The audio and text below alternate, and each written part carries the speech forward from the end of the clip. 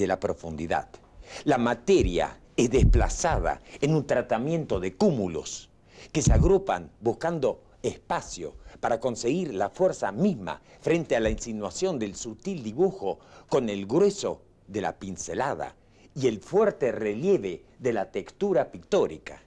En las obras de Rafael Bueno, la figura ensoñada es portada y sostenida por la necesidad del arte de asegurarse el espacio de su aparición y también el de su contemplación. Al desestructurar la comunicación, Bueno se somete a la turbulencia producida por las alteraciones de la materia pictórica, con la expectativa puesta en una apariencia del arte capaz de modificar el estado de pasividad de la mirada social.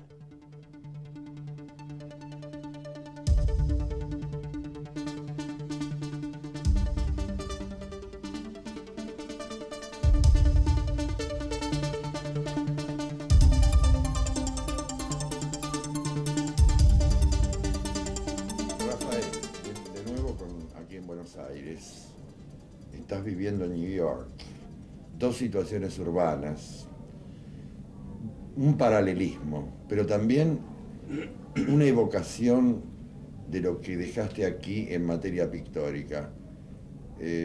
Recuerdo muy bien tu intervención en La Vanguardia, es decir, cuando aquellos postulados tan heteróclitos y desafiantes de lo tradicional, incluso de los conceptos vanguardistas, comenzaban a filtrarse por Buenos Aires.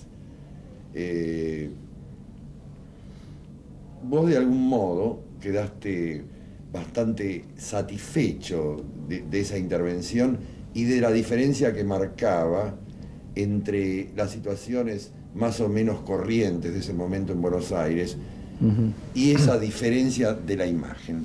¿Me podés entonces redondear un poco, digamos, esas pequeñas marcas historiográficas de los 80 y esta actualidad que estás viviendo? Bueno, yo me fui hace 12 años de acá, o sea, en 12 años en Nueva York. Imagínate que el poder que te da un centro urbano, por ser un artista urbano, ¿no? Está lógicamente acrecentada, ¿no? Esa posibilidad de ver museos, galerías, el movimiento artístico de Nueva York es una cosa incontenible, ¿no? Ahora, de todas maneras, debe haber, como hay en tu obra, una influencia norteamericana a través del arte del norte, y también una cosa europea clásica del pasado, pero al mismo tiempo debe haber algo de raíces argentinas, porque tu obra tiene la condición de, no de un localismo, pero sí de esa expansión mundial globalizante que marca un expresionismo. Es decir, la Argentina está considerado un país expresionista dentro de lo pictórico. Dentro de otra cosa está más bien dentro del sainete y el surrealismo, pero dentro de lo pictórico, digamos, tiene una fuerte influencia por lo expresionista. Sí, yo creo que a mí no me llegó tanto el golpe del expresionismo cuando viví acá, que cuando llegué allá y me encontré con todo el movimiento expresionista. Sí. De modo también hay un grado de navegación en el artista.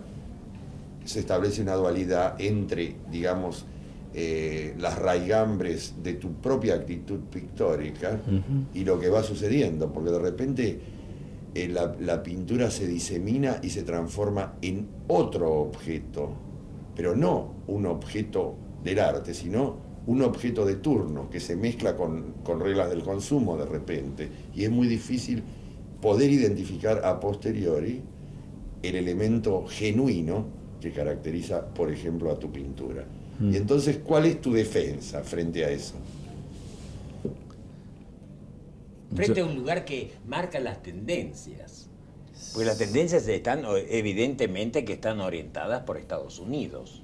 las tendencias de la tradición nueva, de la nueva concepción del arte. Sí, no sé, sigo pensando en el respeto. La palabra respeto es una cosa que... Y cierta relación con lo original, en el sentido de origen. Si tomamos en cuenta que, por ejemplo, un llavero, que hoy forma parte de su decoración, ¿no es cierto?, fue un premio que recibió el padre, que era fondista, con un muñequito, porque lo auspiciaba en esa época Jabón Federal, que era un mazorquero, y que fue el inicio de su imaginario. O sea, su iconografía se empieza a despegar en Buenos Aires, curiosamente, con una parodia a ese mazorquero que termina ahorcado en uno de sus cuadros monumentales, que tengo la suerte de poseer. Y todo esto lo ubica en una situación de construir un muro. O sea, Rafael, yo me acuerdo desde aquella época de allá abajo en la zona, ¿cierto?, empieza a construir un muro. O sea, esa herencia del albañil, que era el padre, de poner los elementos en determinado orden para ir hacia un lugar, ¿no?, es lo que él encuentra como lo que tiene que no adornar, sino como revocar.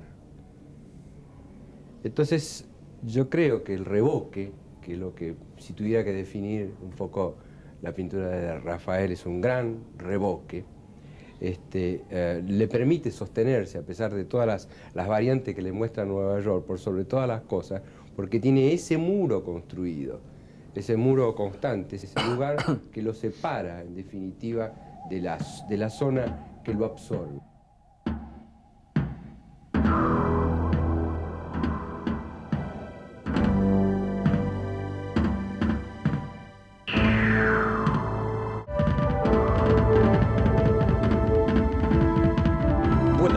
Es esencialmente un pintor abstracto, de densa materia, que pasa de los colores puros, blancos, a una fuerte irrupción, a los colores saturados, en una expresión casi violenta del carácter de la pintura. Este aparente abstraccionismo de Bueno parte de un estudio del dibujo, mediante un diario pictórico en el que trabaja día y día y que lo va conduciendo hacia una despersonalización pictórica, donde emerge el poder creativo de las formas, de las pinceladas, que se conjugan en una composición exacta.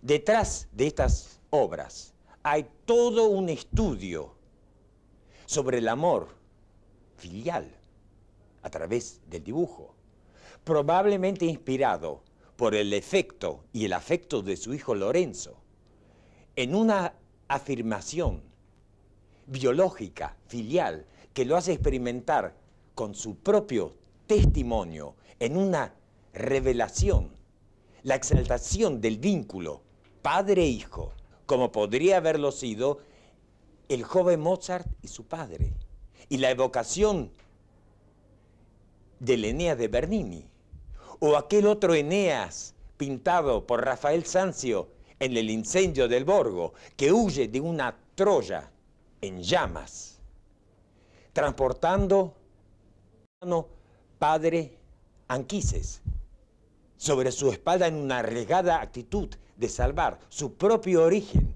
a través del rescate de la imagen paterna.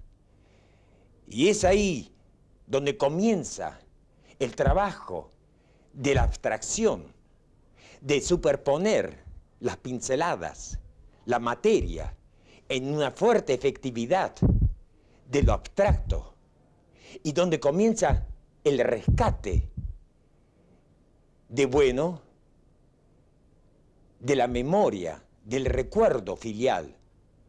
Y Bueno comienza a soñarse a sí mismo, en su sueño abstracto, en su ser abstracto y en la abstracción de su mitología.